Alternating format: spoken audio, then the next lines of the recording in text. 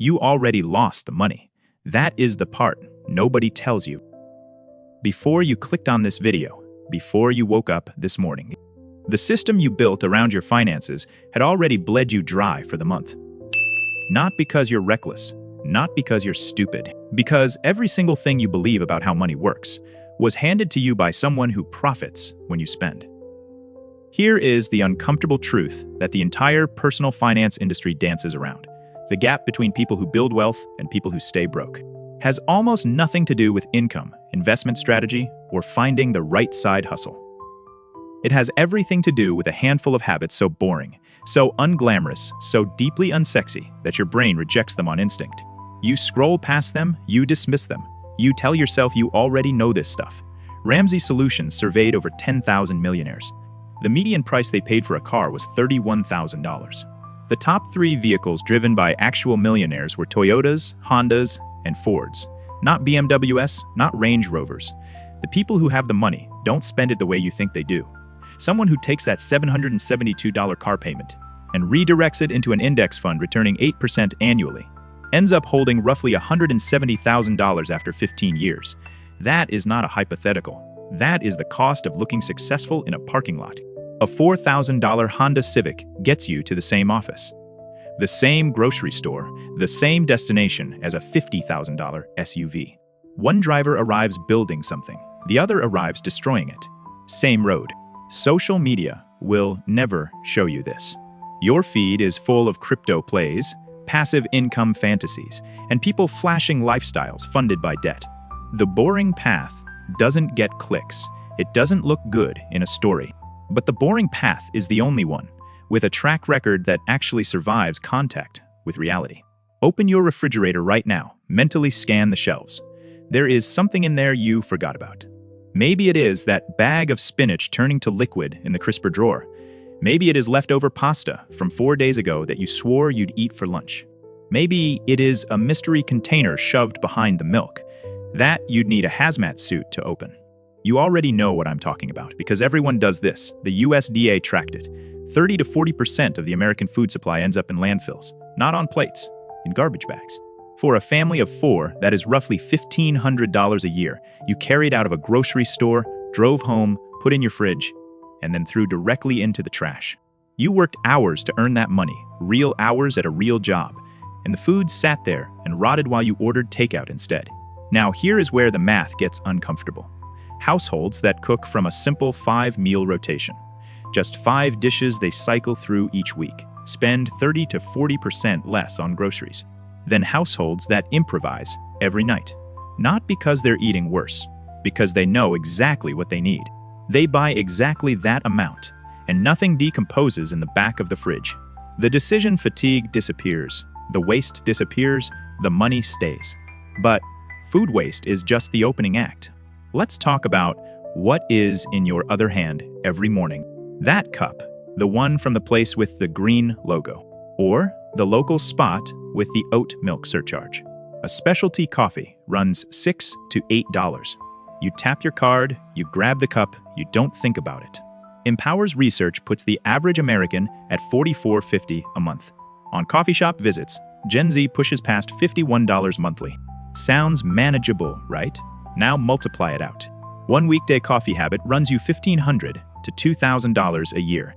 The same coffee, brewed at home with beans you'd actually be proud of, costs you a quarter to 50 cents per cup.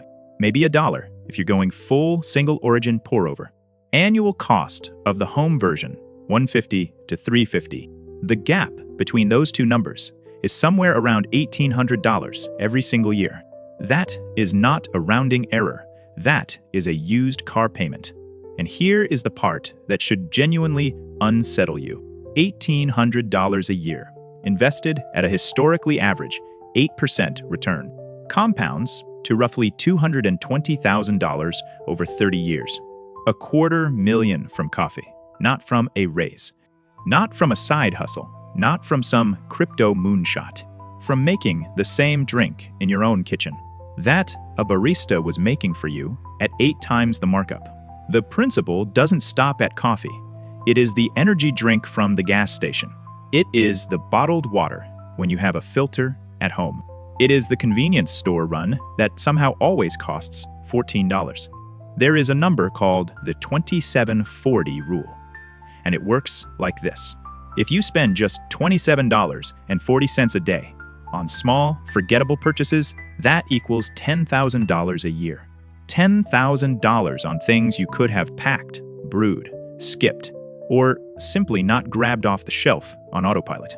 Now stack lunch on top of all this. Eating out midday costs $12 to $18, depending on your city. A meal you prepped at home with the same nutritional value costs $3 to $5. Someone buying lunch at work 5 days a week is spending $3,000 to $4,500 a year just on the midday meal. That is not a lifestyle.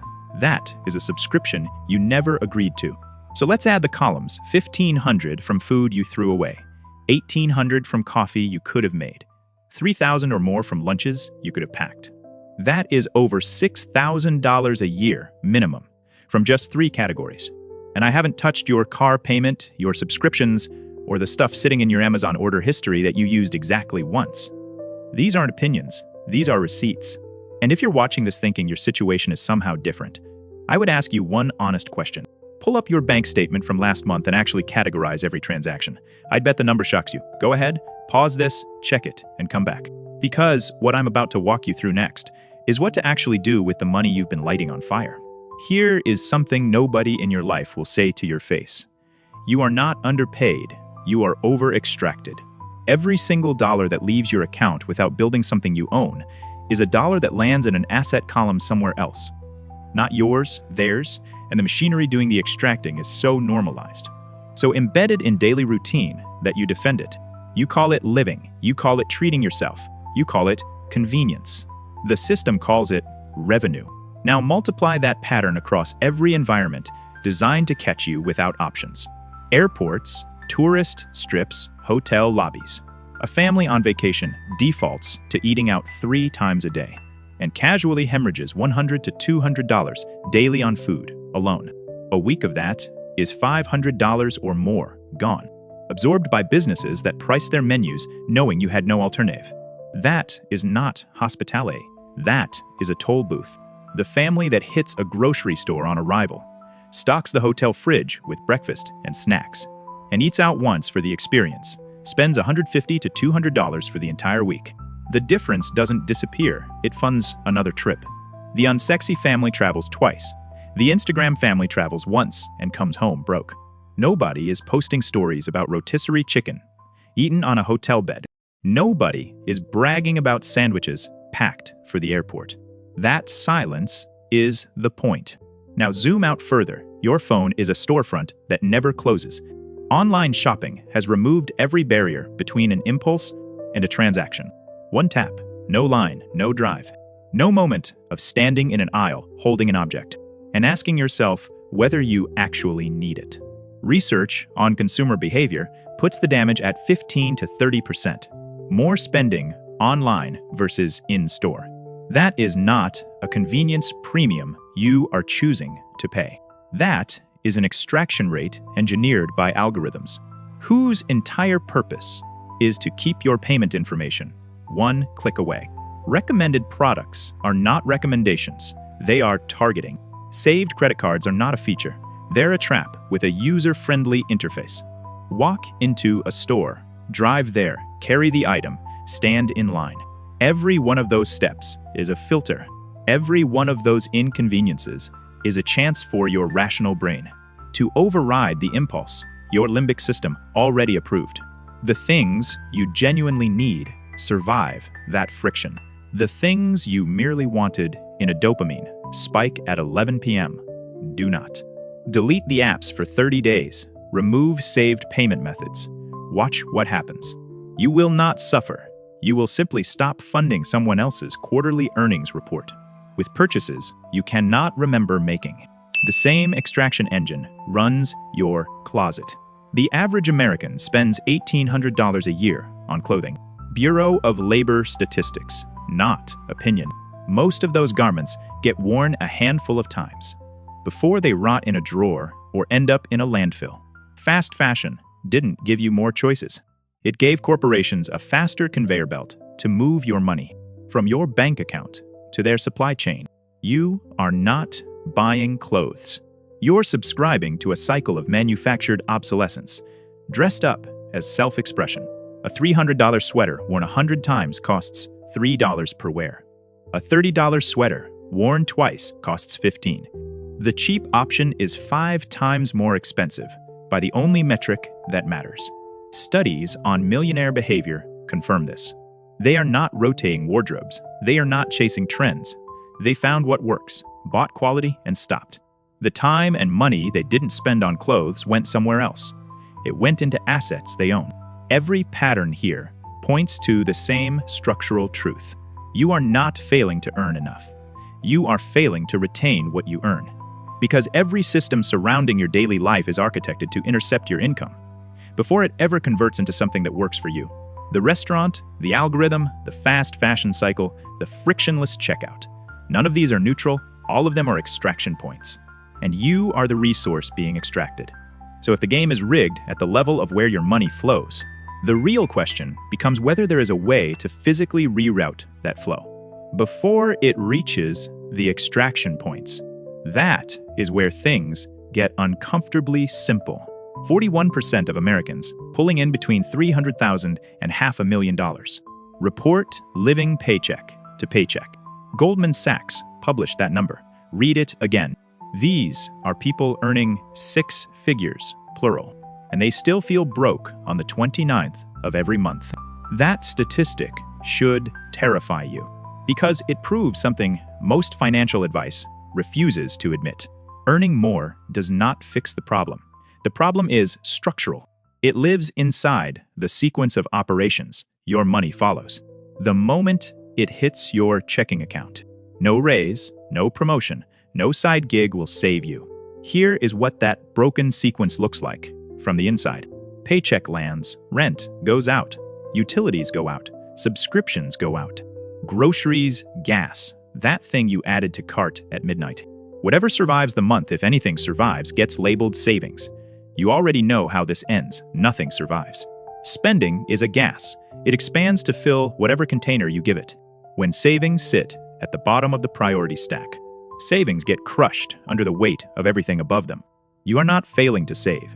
You're running a system designed to produce zero savings, and it is performing exactly as built. So here is the move. It is painfully boring. It takes about 11 minutes to set up, and you will never think about it again.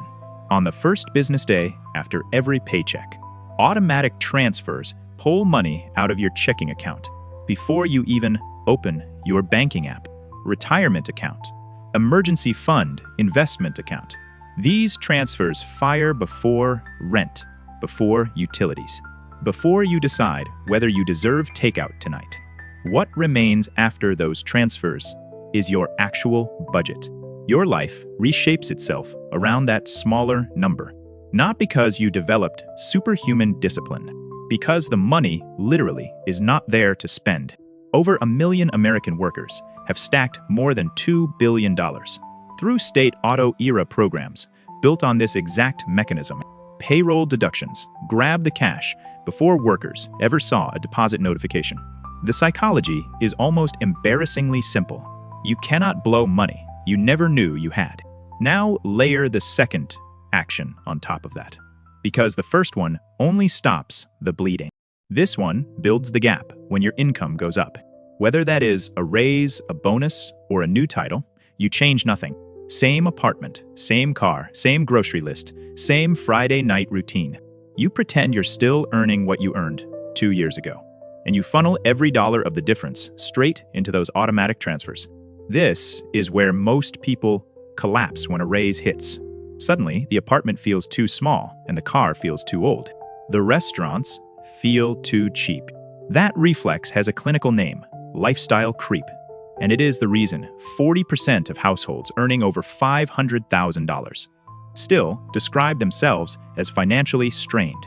Their expenses scaled in perfect lockstep with their income at every single level. The 2-year rule breaks that lock. Your lifestyle still improves. You still get the nicer things, but on a delay, and that delay is where wealth actually forms. Someone earning $65,000 living on $55,000 has $10,000 a year flowing into investments. When that income climbs to $80,000, but the lifestyle stays parked at 55, $25,000 a year is compounding. The acceleration is not linear, it is exponential, and it requires zero additional effort beyond the decision to not upgrade. Third, action. Take something you already do for free and let it generate a second revenue line. 65% of self-made millionaires maintain at least 3 income streams, not because they're hustling around the clock, because they turned an existing skill or interest into a channel that pays. You're already spending time on something like fitness, writing, or a craft, or a professional skill your coworkers ask you about constantly. The infrastructure to monetize that thing is already built.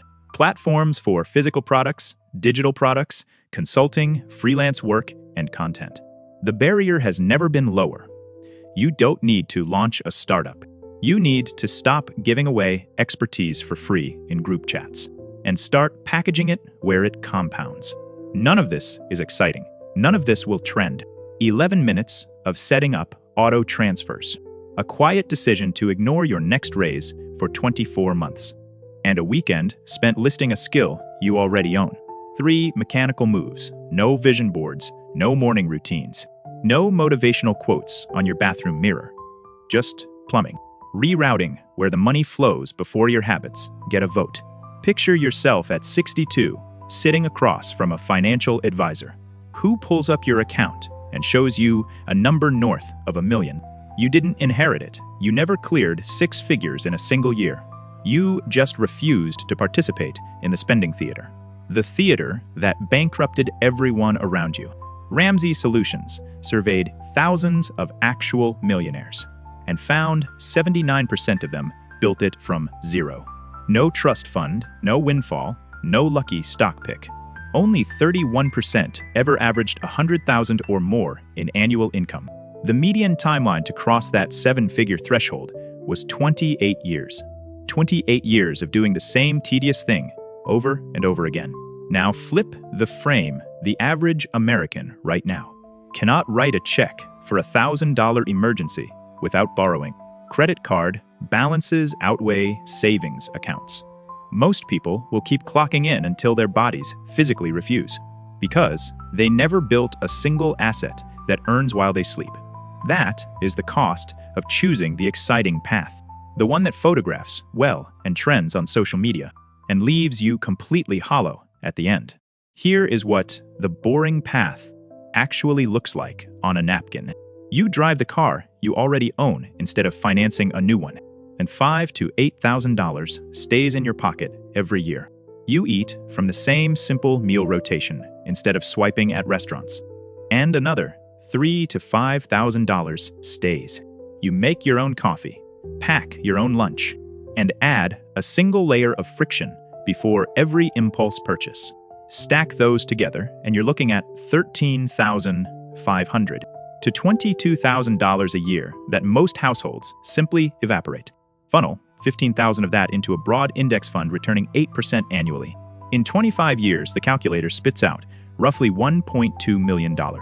No genius required, no market timing, just the relentless, grinding math of compounding. Applied to money you were already earning. 8 out of 10 millionaires in that same study used nothing fancier than an employer, 401k. 3 out of 4 added investments outside their workplace plan. Not one credited individual stock picking as the engine behind their wealth. The vehicle was ordinary. The fuel was consistency. And here is the part nobody tells you. You're allowed to stop. If any single habit on this list makes your life genuinely miserable, after 90 days of honest effort, drop it. This is not a prison sentence. It is a menu. Now here is what I want you to do. Drop a comment and tell me which of these 3 moves you're setting up. Set them up this week, not someday. Because the gap between people who build wealth and people who wonder where it all went is not knowledge. It is the 60 seconds between hearing an action and actually doing it.